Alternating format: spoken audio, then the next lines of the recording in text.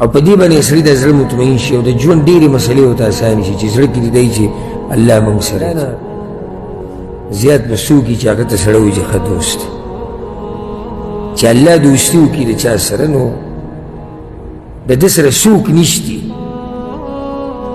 او چې د چا سره د الله دوستي نه وي نو د ده سره څوک دوست دی.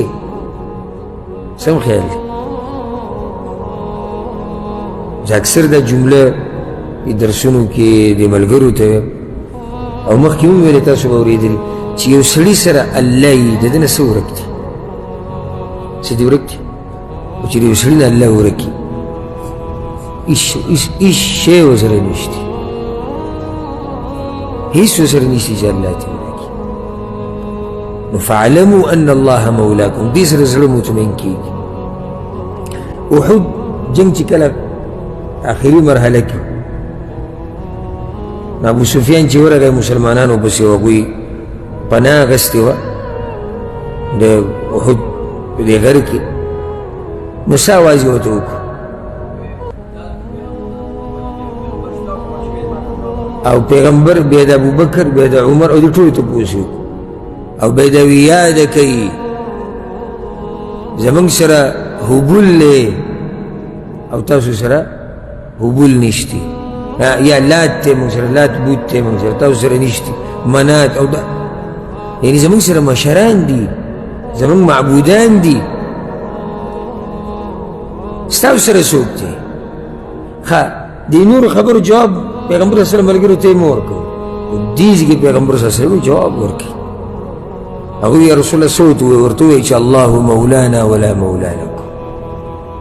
الله زموږ ملګری دی او دوست او ستاسو نه ملګری شته او نه دوست دی. نو الحمدلله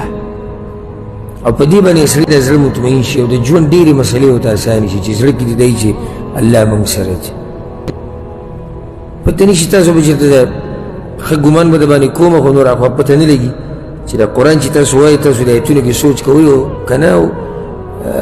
ځکه دا خبره کوم ځای کې چې هغه سړی نشي کولی چې څوک پرې نه پوهېږي. دا آیت په سورة بقره کې چې د انتهایی د انسان زړه خوشحالوي او چې کله سړی د دې آیت تلاوت وکړي که نه دا زړه دومره خوشحاله شي چې ټوپونه وایي چې الحمدلله زموږ داسې رب دی. لکه الله سورة البقره کې څه وایي درېیمه سپاره کې الله ولي الذین آمنوا، الله دوست د مؤمنانو دی. دا آیت د زړه سم خوشحالوي چې الله دوست د مؤمنانو دی. او بیا سړی سوچ وکړي چې زه په هغه ټولګي کې یم چې الله د هغوی ملګری دی.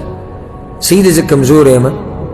او صحیح ده زه به ګناهګار یم خو دغه ټولګي کې یم، او صحیح ده چې خلک زما نه مخکې تللي دي او اسونه یې ځغلولي دي او صرف دوړه پاتې شوې ده، هغه خلک راته هم نه ښکاري، خو بیا هم په هغوی پسې شاته روان یم، ورو ورو روان یم، کله ولیږم کله پاسمه کله په خپاړو کله پیاده کله په سورلۍ، کله سورلۍ ستړي کله زه ستړی، خو روان یم په هغه لار باندې. په دې باندې انسان شکر وباسي چې الحمدلله الله دا دین را نصیب کړی دی او هغه وایي چې زه د مؤمنانو ملګری یم. لکه دا ټوله دنیا ما پرېږدي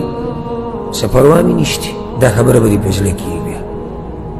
که خپلوان دې پرېږدي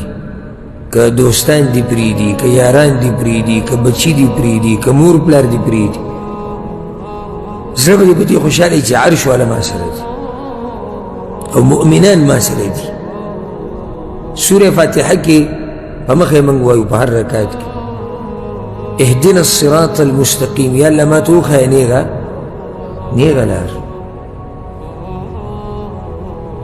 د نیغه لار باندې تګ ډېر ګران کار دی، اسان کار نه دی.